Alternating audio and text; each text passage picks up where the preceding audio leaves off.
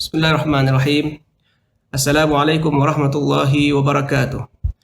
Innal hamdalillah nahmaduhu wa nasta'inuhu wa nastaghfiruh wa na'udzu billahi min shururi anfusina wa min sayyiati a'malina. May yahdihillahu fala mudhillalah wa may yudlil fala hadiyalah.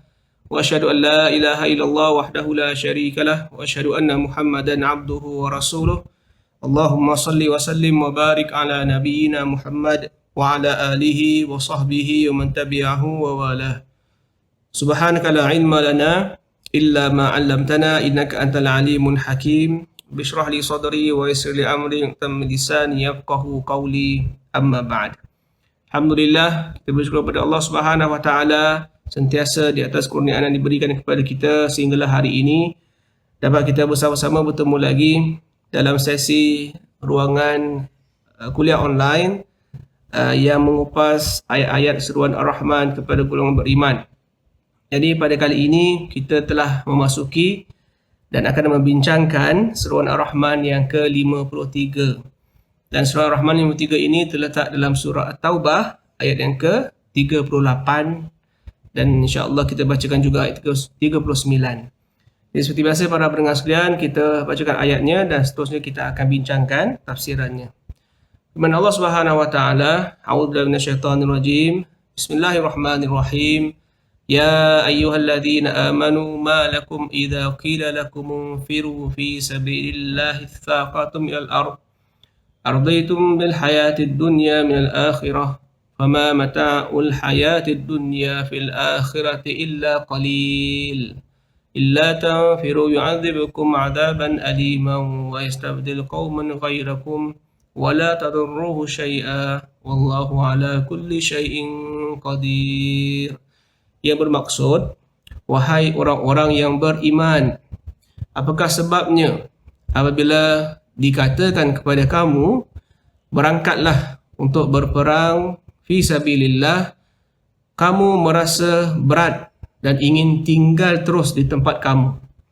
Apakah kamu puas dengan kehidupan di dunia sebagai ganti kehidupan di akhirat? Padahal kenikmatan hidup di dunia ini nak dibandingkan dengan kehidupan di akhirat hanyalah sedikit. Jika kamu tidak berangkat untuk berperang, nescaya Allah menyiksa kamu dengan siksaan yang pedih dan ditukarkan kamu dengan kaum yang lain. Dan kamu tidak akan dapat memberi kemudaratan kepadanya, iaitu kepada Allah, sedikit pun. Allah Maha Kuasa atas segala sesuatu.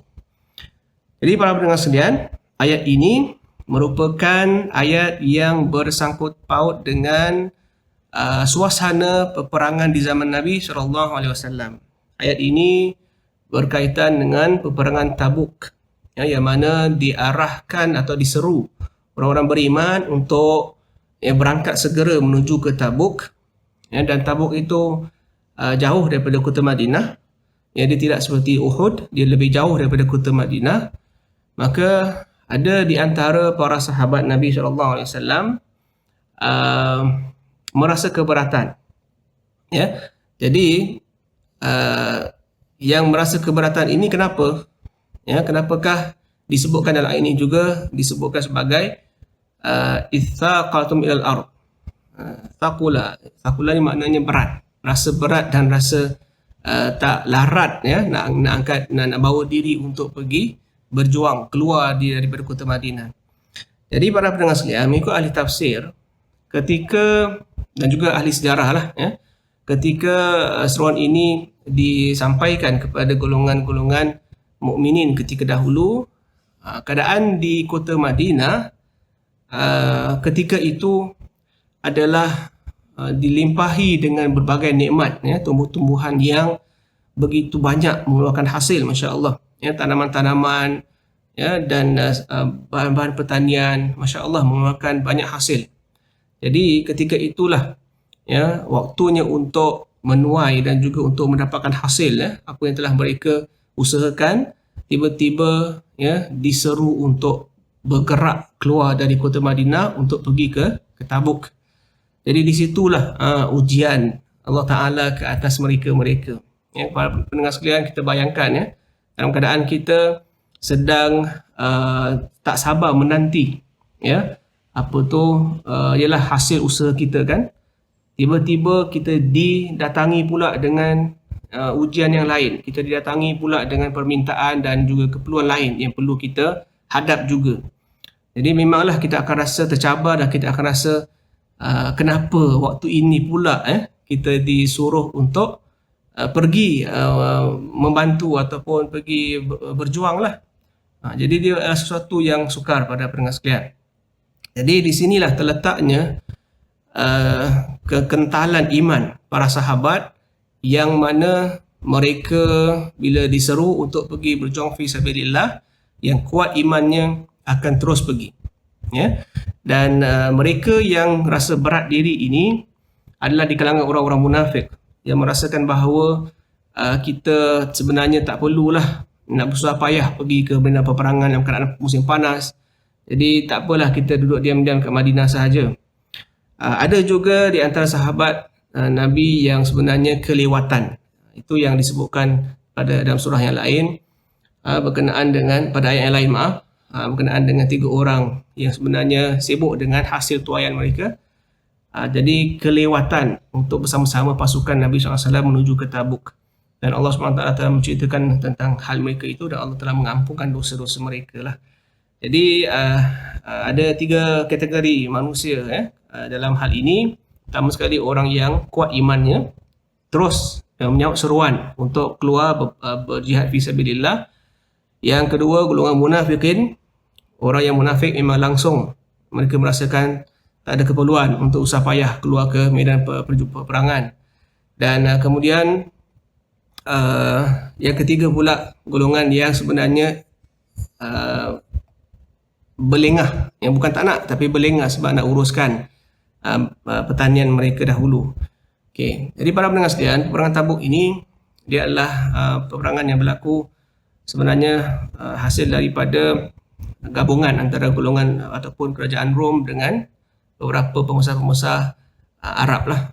Jadi mereka sekali lagi melakukan usaha untuk menggagalkan misi dakwah Nabi SAW dan menghapuskanlah, senang ceritanya menghapuskan apa saja yang berkaitan dengan Islam. Jadi para pendengar sekalian, seperti mana kita telah sebutkan sebelum ini, itu yang berlaku di zaman Nabi SAW dahulu, peperangan yang berulang daripada Badarnya, Uhudnya, kemudian Ahzab, kemudian Tabuk, Hunain dan seterusnya lah. Kita lihat ini semua adalah perkara yang memang sering kali terjadi di zaman itu, ya. Dan kita lihat seringkali juga diingat oleh para ulama kita, apa yang berlaku dahulu bukanlah menunjukkan Nabi SAW sengaja bertindak untuk mencabar orang-orang yang menentang Nabi SAW dan juga agama Islam, tapi ini adalah bersifat perjuangan untuk terus menegakkan kebenaran, memberikan berusaha untuk mendapatkan kemenangan. Dan ini bukanlah sesuatu yang bersifat pribadi Nabi SAW. Ini bukan sesuatu yang maknanya Nabi ajak orang untuk berperang untuk kepentingan diri dia. Para pendengar sekalian, ini beza antara peperangan yang dilakukan untuk mendapatkan redha Allah Ta'ala, untuk menaikkan kalimah Allah Ta'ala, dengan peperangan yang berlaku hari ini. Hari ini orang berperang sebab nak kuasa kan. Orang berperang sebab nak harta, nakkan luas wilayahnya, dan banyak lagi lah sebab berlakunya peperangan hari ini. Tapi Nabi SAW bila keluar perang, ia adalah di bawah perintah Allah Subhanahu Wa Taala. Nah, Allah telah perintahkan Nabi untuk keluar perang, maka Nabi keluar. Kalau tidak, Nabi ini adalah seorang yang begitu halus jiwanya dan memang seorang yang tak suka pada peperangan. Kita dah bincangkan sebelum ini. Jadi para pendengar sekalian, ayat ini sebenarnya nak memberitahu kita bahawa dahulu terdapat di kalangan pengikut Nabi SAW yang merasa berat untuk melangkahkan kaki, membawa jasmani mereka ni untuk pergi keluar berjuang fi sabilillah. Ada di antara mereka yang begitu. Jadi Allah SWT mengingatkan, adakah kamu redha dengan kehidupan dunia ini daripada kehidupan akhirat? Dan Allah sebutkan di sini nak bandingkan kehidupan akhirat dengan kehidupan dunia amatlah tak dapat nak dinilai sebenarnya. Maknanya hidup nikmat duniawi ini adalah nikmat yang begitu sedikit dan tidak bertahan lama. Ya, kita tahu hidup kita di dunia ini sementara, kan? Kita adalah diibaratkan sebagai orang yang merentasi, ya, orang yang berkelana, berjalan dari satu poin ke satu poin yang lain. So kita ni ibarat seorang yang berkelana. Kita tak stay lama dekat dunia ni. Itulah hakikat hidup kita di dunia ini. Dan dunia ni pun akhirnya akan lenyap, yang akan dimusnahkan bila sampai ketetapan Allah Subhanahu Wa Taala.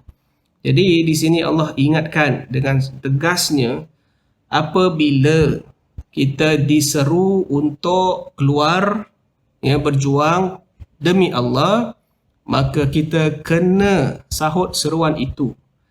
Jadi para pendengar sekalian, di sini terletaknya satu kedudukan yang jelas antara urusan hidup duniawi ini dengan urusan akhirat.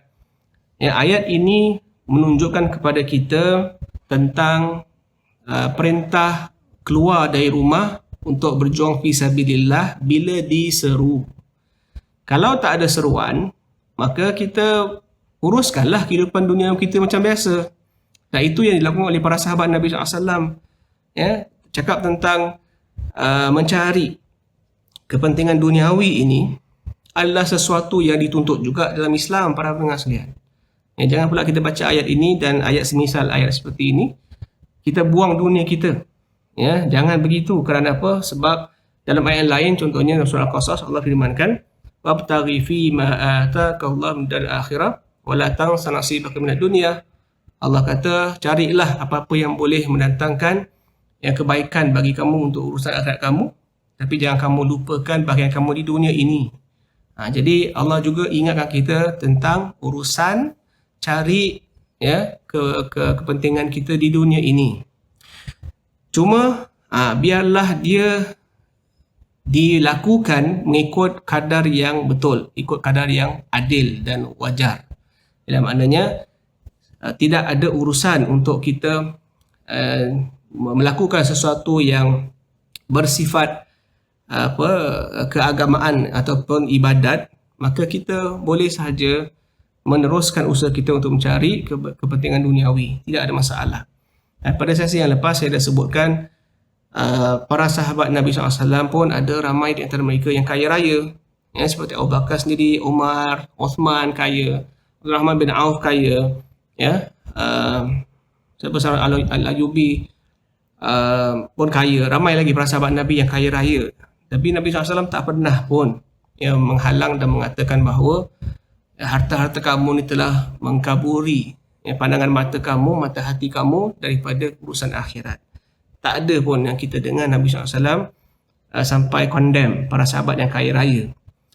Ada yang Nabi condemn apabila ada sahabat yang menunjuk-nunjuk kekayaan, ya, dan menaikkan diri dia bandingkan orang lain. Nabi ada berikan peringatan yang tegas. Tapi umumnya para sahabat Nabi yang kaya raya dahulu tidak dianggap sebagai orang yang disebutkan sebagai hubbud dunia, ya, terlalu suka sangat kepada dunia. Tidak. Jadi ayat ini dia menjelaskan kepada kita tentang bila datang seruan, maka kita kena tinggalkan urusan dunia. Seperti mana kita hari ini, para pendengar sekalian, senangnya untuk kita kaitkan diri kita dengan ayat ini ialah seperti urusan solat kita lah. Ya, bila sampai waktu kita diseru menerusi azan, ialah Singapura ni tak dengar azan kat masjid, tapi kita ada radio warna untuk, ya, siarkan laungan azan. Orang yang benar-benar merasakan dirinya itu terikat kepada Allah Subhanahu Wa Taala, dia akan berusaha untuk melakukan solat pada awal waktu. Dan dia akan tinggalkan segala urusan dunianya.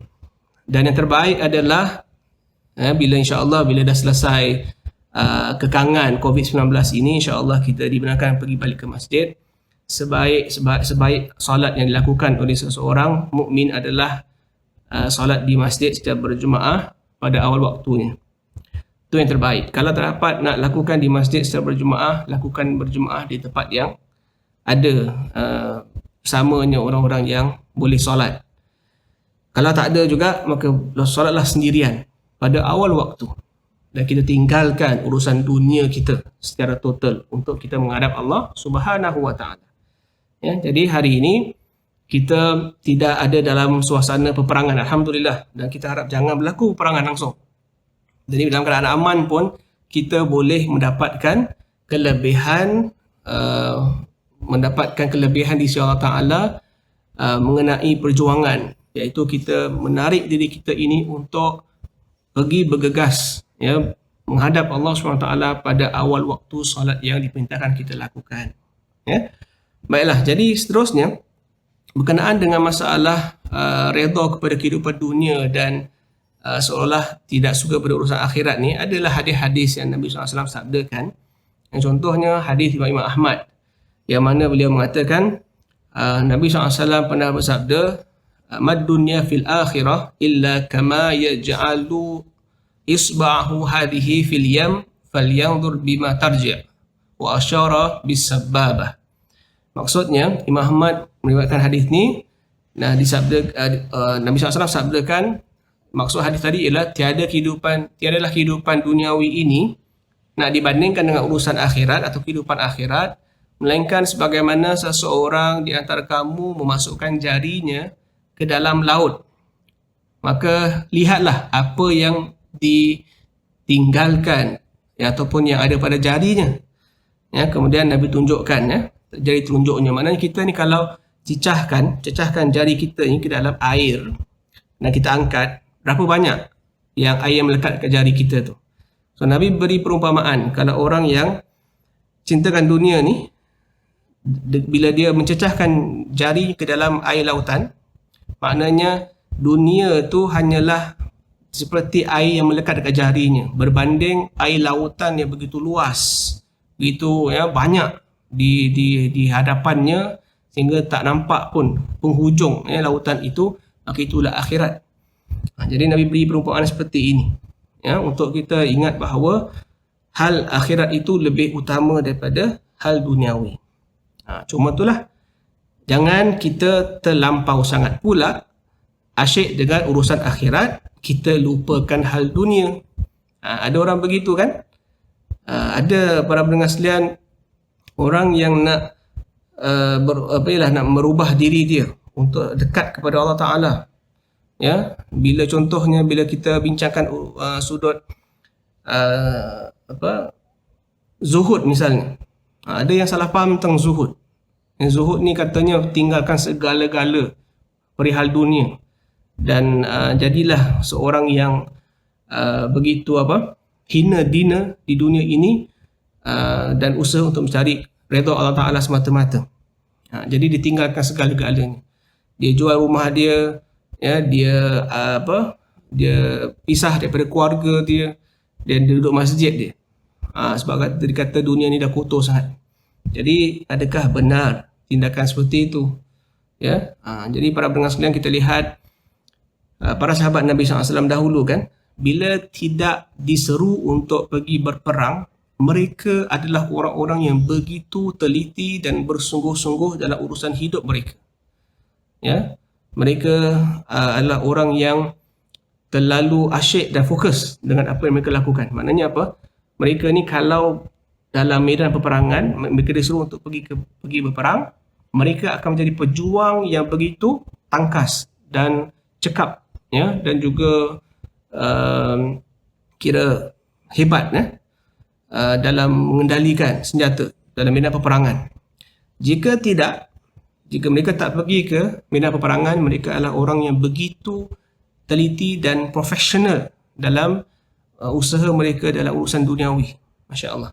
Seperti yang saya sebutkan tadi, Sayyidina Abu Bakar, Umar kan, mereka adalah orang yang berada sebenarnya. Tapi bila mereka berperang, mereka perang betul-betul lah. Tapi bila balik perang, mereka jadi orang yang Masya Allah kendali ke urusan hidup dengan sebaik-baiknya. Jadi kita pun begitu para pendengar sekalian. Daripada sudut ayat yang kita bacakan tadi, elok untuk kita ingat bila kita diseru untuk melakukan sesuatu ibadah, ya, maka kita lakukanlah sepenuhnya secara fokus dan khusyuk, ya. Dan bila selesai urusan ibadah kita itu, silakanlah lakukanlah urusan kita yang lain dalam daripada urusan kehidupan ni pun dengan keadaan yang terbaik juga. Baiklah, kemudian Allah sebutkan dalam ayat ke-39 tadi, lanjutannya, illa tanfiru, kalau kamu tak pergi, ya, juga menyahut seruan Allah Ta'ala itu, yu'adzibukum adzaban aliman, Allah akan menyiksa kamu dengan siksaan yang pedih.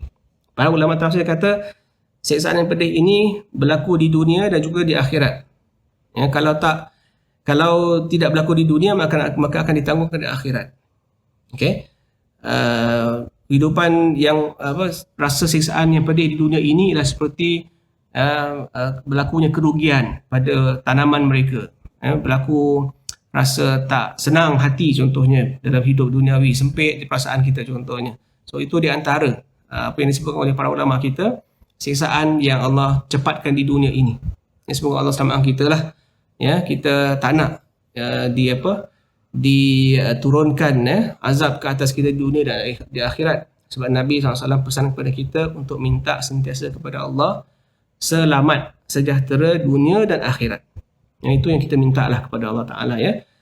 Baiklah, jadi Allah kata, kalau tak pergi, aku akan azab dan aku akan gantikan kaum yang lain selain daripada kamu. Maknanya apa? Kita ni kalau kira lembab lah, ya, tak nak cepat menyahut seruan Allah Ta'ala, Allah boleh sahaja hapuskan kita. Dan ini yang kita khawatir, kita dimatikan, kita dihapuskan, kita dilenyapkan daripada bumi Allah ini dalam keadaan hina, para pendengar sekalian. Kita bukan mati syahid, ya. Inilah dia kelebihan, ya, bila kita menyahut seruan Allah. Kalau kita pergi, kalau kita mati secara berhormat, kan, terhormat kita ni, InsyaAllah dapat pahala syahid dan pahala mati fi sabilillah. Kalau tak pergi, kita pun akan mati, tapi mati kita mati yang memalukan, mati pengecut, begitu. So itu sebabnya kita diingatkan supaya sentiasa berwaspada dan bersiap siaga untuk kita menyahut seruan Allah Subhanahu Wa Taala. Jadi saya lihat kehidupan kita hari ini, yang paling utama adalah menyahut seruan Allah Ta'ala bila dipanggil kita untuk solat 5 waktu itu, kan.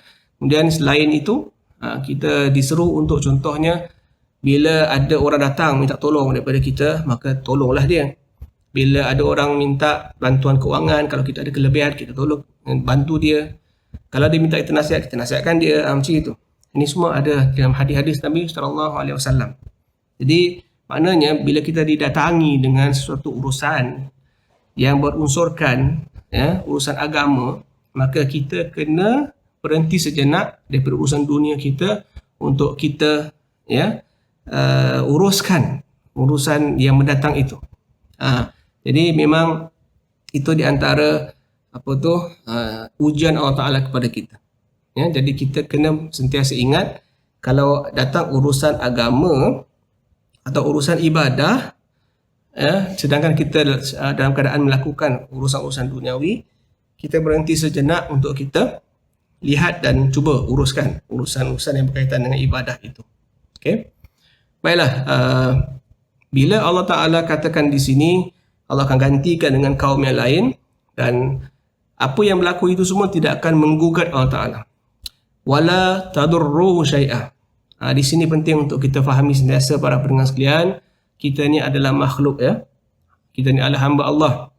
Kita tiada kuasa. La haula wa la quwata illa billah. Kita tidak ada kuasa daya melainkan dengan kuasa yang Allah beri pada kita. Jadi kalau kita tak ikut ataupun tak sahut seruan Allah, siapa yang rugi? Ya, Allah tidak rugi sedikit pun. Allah Maha Kaya. Allah Maha Perkasa. Ya, bila disuruh kita untuk buat sesuatu, Allah dah siapkan ganjaran yang besar, yang mewah, masya-Allah. Dan begitulah kalau kita tak buat, yang ruginya kita. Jadi sebaiknya kita lakukan apa yang telah Allah seru untuk kita lakukan, InsyaAllah dengan itu kita akan mendapat ganjaran yang besar dan lumayan. Ya. Dan kemudian di sini Allah akhiri ayat ini dengan mengatakan bahawa wallahu ala kulli syai'in qadir. Allah berkuasa di atas segala sesuatu. Para pendengar sekalian, melakukan ketaatan kepada Allah ini ada kalanya kita tak dapat lihat sudut kewajarannya ataupun sebab yang rasionalnya. Ya, kenapa? Yalah, ada orang tanya kenapa kita kena solat 5 waktu misalnya, kenapa kita kena puasa Ramadan, kenapa kita kena pergi haji ke Mekah sahaja, dan berbagai soalan yang diajukan lah. Ada soalan-soalan yang diajukan itu memang sedia jawapannya. Para ulama kita dah jawab dah secara rasional dan secara saintifik pun ada. Tapi ada kala soalan-soalan itu tidak ada jawapan yang boleh memuaskan hati orang yang bertanya. Lebih-lebih lagi urusan-urusan yang berkaitan dengan urusan akhirat atau urusan ghaibiyat. Contoh macam isu perkara yang berkaitan dengan masalah alam barzakh, kan? Sebenarnya apa yang berlaku di alam barzakh? Macam mana kita ni nanti insya-Allah kalau kita selamat dalam alam barzakh tu, kita akan tidur kan dengan selesa nyenyaknya. Bagaimana tu tak bangun-bangun dan sebagainya, persoalan yang diajukan. Tak ada jawapan yang pasti para pendengar sekalian. Okay, jadi bila tak ada jawapan yang pasti, ada orang merasakan keraguan, iya ke? Kan? Dia nak semuanya, dia nak jawapan yang boleh disentuh lah, tangible lah, boleh dilihat dan boleh diyakini. Jadi dalam hal kehidupan kita sebagai makhluk Allah, sebagai hamba Allah ni, ada banyak perkara yang sebenarnya menjadi rahsia, ya, yang Allah rahsiakan untuk menguji kita, ya, untuk menguji kita sejauh mana kita ini taat pada seruan Allah ke, ataupun kita ni banyak bertanya dan banyak mempersoalkan perkara-perkara yang tidak perlu dipersoalkan. Para pendengar sekalian, kita lihat para sahabat Nabi SAW dahulu kan, agaknya kalau kita ni yang banyak bertanya hari ni, kalau kita hidup di zaman Nabi dahulu, memang kita akan ada banyak berbakul-bakul soalan untuk Nabi SAW. Tapi kita lihat para sahabat Nabi kan, ada tak mereka ni bertanya soalan-soalan yang di luar kebiasaan lah. Saya selalu suka kaitkan dengan contohnya bila Nabi SAW pergi bertemu dengan Allah Ta'ala pada malam Mi'raj itu kan. Bila Nabi bertemu Allah di Sidratul Muntaha, kemudian balik semula ke bumi, apa yang dibawa oleh Nabi SAW adalah solat 5 waktu. Ada tak sahabat-sahabat yang berkerumun kepada Nabi SAW dan tanya, ya Rasulullah, bagaimana Allah tu, bagaimana tolong sifatkan Allah tu bagaimana. Kemudian apa lagi, tanyalah soalan-soalan yang tak relevan lah kan. Mereka para sahabat bila dengar saja perintah Allah untuk solat, mereka solat. Jadi kita pada hari ini kalau ada persoalan tentang urusan agama, boleh tanya, bukan tak boleh tanya, tapi kita perlu berlapang dada dan kena sabar. Ya, ada ketika soalan yang timbul dalam diri kita ni, satu persoalan yang kita nakkan jawapannya. Bila kita cari jawapan, ada orang tak, setakat ini tidak ada orang boleh berikan jawapan yang memuaskan hati kita. Tak mengapa, teruskan hidup di bawah naungan rahmat Allah Ta'ala. Jangan terus buat keputusan ini semua persoalan yang memang Islam tak ada jawapan. Jangan para pendengar sekalian, jangan kita biarkan hati kita ni dimasuki waswas syaitan. Ya, kita rasa ragu bila kita buat ketaatan kepada Allah, kita rasa dia sesuatu yang sebenarnya menipu kita kan. Ini waswas syaitan. Lagi-lagi ada yang pernah berlaku dahulu dan saat ini masih berlaku. Ada orang mengaitkan ataupun membuat perbandingan antara orang Islam dengan orang bukan Islam. Misalnya mereka kata tengok orang Islam ni solat 5 waktu, Masya Allah, pergi haji, baik-baik, tapi tak kaya pun. Contohlah, orang-orang yang bukan Islam tu tengok berjuta-juta harta mereka, ya, jadi profesional dan sebagainya lah. So mereka berjaya. Jadi mana pergi orang Islam? Ini semua persoalan yang pernah diajukan dan masih lagi diajukan. Jadi adakah salah Allah Ta'ala untuk tak berikan kekayaan kepada orang Islam? Ke salah kita sendiri para pendengar sekalian? Itu yang saya katakan tadi awal sesi ni. Jangan kita ingat kehidupan kita di dunia ini sementara. Jadi bila sementara tak payah usaha. Kita kena fokus pada akhirat. Bukan begitu. Ya, sebab para sahabat Nabi tak buat begitu. Mereka bila dia suruh, mereka akan fokus kepada urusan ibadat. Kalau tidak, mereka akan fokus juga kepada urusan hidup duniawi mereka. Jadi mudah-mudahan kita terselamatlah dalam hidup kita sebagai hamba Allah dalam mentaati perintah-perintahnya, insya-Allah. Jadi para pendengar sekalian, cukup untuk kali ini. Kita akan sambung lagi pada sesi akan datang, Seruan Ar-Rahman yang ke-54, insya-Allah. Jadi semua bermanfaat. Semoga Allah kurniakan kita, menjadikan kita golongan yang diberikan kefahaman agama. Amin ya rabbal alamin. Subhanakallahumma bihamdika asyhadu an la ilaha illa anta astaghfiruka wa atubu ilaik. Bismillahirrahmanirrahim. Wal 'asri innal insana fi khusr illa alladziina aamanu wa 'amilus salihati wa tawassaw bil haqqi wa tawassaw bis sabr. Rabbana atina fid dunya hasanah wa fil akhirati hasanah wa qina adzabannar.